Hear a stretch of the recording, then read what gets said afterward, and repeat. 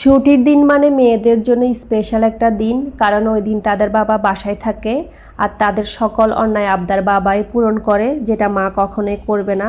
আর সপ্তাহে একটা দিন আমরা বাহির থেকে নাস্তা এনে খাই, পরোটা, ডাল ভাজা আর মায়ের হাতের স্পেশাল চা তাদের লাগবেই। যেহেতু ছুটির দিন সবাই একটু দেরি করে ঘুম থেকে উঠেছে, আর সকালে সবার আগে উঠে ফ্রেশ হয়ে বাবুর জন্য একটু খাবার বানিয়ে নিব।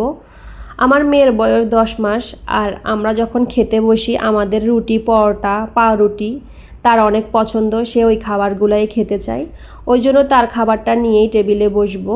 সে যেই খাবারটা খেতে পছন্দ করে আমি চেষ্টা করি সকালবেলা তাড়াহুড়া করে ওই খাবারটাই তৈরি করে দিতে, কারণ সকালে সময় খুবই কম থাকে। বড় মেয়েদের যখন স্কুল থাকে তখন আমার হাতে একটুও সময় থাকে না, তাই চেষ্টা করি তার পছন্দের খাবারটা তৈরি করে দিতে। আর এইদিকে আমাদের চাটাও হয়ে গেছে, চাটা ঢেলে তারপরে আমিও বসবো পরোটা দিয়ে খাওয়ার জন্য, কারণ চা পরোটা আমার অনেক বেশি পছন্দ। আমি চেষ্টা করি 10টা থেকে 11টার মধ্যে আমার মেয়েকে গোসল করিয়ে দিতে, তাও শুক্রবারে। আর বাকি দিনগুলো 11টা থেকে 12টার মধ্যেই গোসল করায়, তখন তার বোনেরা বাসায় থাকে না, আমার কাজের ব্যস্ততা থাকে অনেক।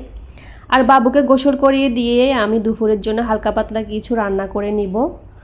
আমার ছোট মেয়েটা হওয়ার পর থেকে দুপুরবেলা, বিশেষ করে শুক্রবারে, আমার হাজব্যান্ড দুপুরের খাবারটা খুবই সিম্পল খাওয়ার চেষ্টা করে, কারণ ওই দিন আমাকে একটুও কষ্ট করতে দেয় না। সপ্তাহে বাকি দিনগুলো আমার খুবই দৌড়ের উপরে যায়, অনেক কাজ করতে হয়, এদিকে বাচ্চা সামলানো, বড় 2 মেয়ের পড়াশোনা, সব মিলিয়ে অনেক কাজ। তার জন্য সে শুক্রবারটা আমাকে অত বেশি প্যারা দেয় না। নর্মালি যে খাবারটা সহজে হয়ে যায় ওই খাবারটাই খায়, আর সাথে একটা ভর্তা বা ডাল হলেই হয়ে যায়। আমি দুপুরের জন্য একটু গরুর মাংস রান্না করে নিচ্ছি। সময় বাঁচানোর জন্য আমি প্রেসার কুকারেই মাংসটা রান্না করি, তবে আজকে আমার কষিয়ে মাংস রান্না করতে ইচ্ছে হয়েছিল, তাই কষিয়ে মাংসটা রান্না করে নিলাম। আর মাংসটা হয়ে যাওয়ার পর আমার প্লেটটা অনেকগুলো মাংস দিয়ে সাজিয়ে একটু ঢং করে ভিডিও করে নিলাম। কোল্ড ড্রিঙ্কস আমার মোটেও পছন্দ না, কিন্তু আমার হাজব্যান্ড আর মেয়েরা শুক্রবার যেহেতু এটা খাবে, আর তারা যেহেতু খাবে আমাকেও জোর করে একটু খাওয়াতে হবে। যদিও আমি গ্লাস ভর্তি কোল্ড ড্রিঙ্কস কখনোই শেষ করতে পারি না, তারপরও নিয়ে নিছি যাতে ভিডিওতে দেখলে আপনারা আমাকে কিপটা না বলেন, তার জন্য আর কি। খাওয়া দাওয়া শেষ করে সন্ধ্যার নাস্তা আমি একটু পোড়া রুটি আর চা বানিয়ে নিব।